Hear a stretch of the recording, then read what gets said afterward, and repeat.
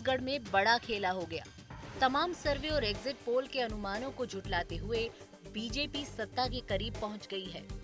मतगणना के रुझानों में बीजेपी यहां बड़ी जीत की ओर बढ़ती दिख रही है। यदि रुझानों के आंकड़ों में ज्यादा परिवर्तन नहीं हुआ तो बीजेपी 50 से ज्यादा सीटें जीत सकती है। इसके साथ ही राज्य के नए मुख्यमंत्री को लेकर चर्चाएं शुरू हो गई हैं।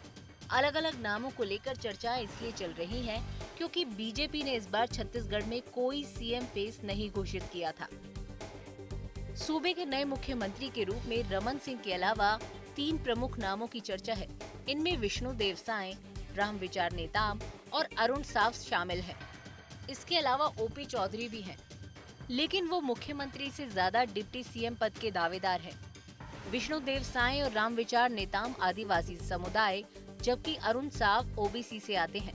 रुझानों पर चर्चा के दौरान पूर्व मुख्यमंत्री रमन सिंह से जब इस बारे में पूछा गया तो उन्होंने साफ तौर पर कहा कि इसका फैसला नए विधायकों से विचार विमर्श के बाद पार्टी आलाकमान करेगा। आपको खिलाएगा आलाकमान और दोबारा से मुख्यमंत्री पद पर आसीन करेगा। 15 साल आप रहे। मुख्यमंत्री बीजेपी का बनेगा ये तय हो चुका है। कौन बनेगा ये चेहरा विधायक दल तय करेगा। कब होगी बैठक? आज हमारे वरिष्ठ नेता आएंगे शाम को और एक बार बैठ के चर्चा करें। रमन सिंह इससे पहले 15 साल तक राज्य के मुख्यमंत्री रह चुके हैं। आदिवासी बहुल छत्तीसगढ़ में अजीत जोगी के बाद कोई मुख्यमंत्री समुदाय से नहीं बना। इस लिहाज से विष्णुदेव साय और रामविचार नेताम इस पद के प्रबल दावेदार हो सकते हैं। प्रदेश बीजेपी के पूर्व अध्यक्ष विष्णुदेव साय इन चुनावों में कुनकुरी सीट से उम्मीदवार थे और वो बड़ी जीत की ओर अग्रसर हैं। रामविचार नेताम को बीजेपी ने बलरामपुर जिले की रामानुजगंज से चुनाव में उतारा था। वो भी जीतने की हालत में है। प्रदेश बीजेपी के मौजूदा अध्यक्ष अरुण साव को सीएम भूपेश बघेल की काट के लिए पार्टी ने इस पद पर बिठाया था।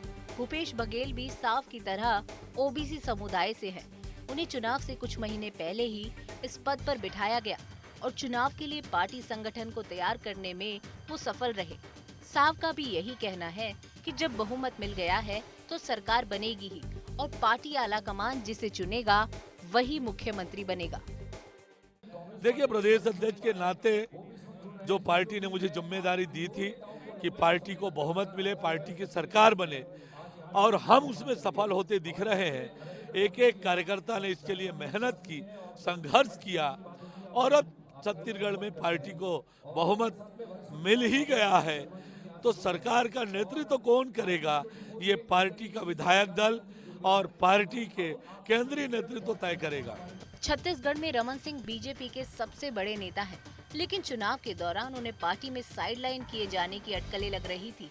यदि इन अटकलों में थोड़ी भी सच्चाई है तो वो इस रेस में पीछे रह सकते हैं। कयास ये लग रहे हैं कि बीजेपी आलाकमान सूबे में नए नेतृत्व को आगे बढ़ाने की रणनीति बना रहा है। इस नजरिए से विष्णुदेव साय, रामविचार नेताम और अरुण साव में से किसी एक के नाम पर मुहर लगने की संभावना ज्यादा है। चुनाव आज तक।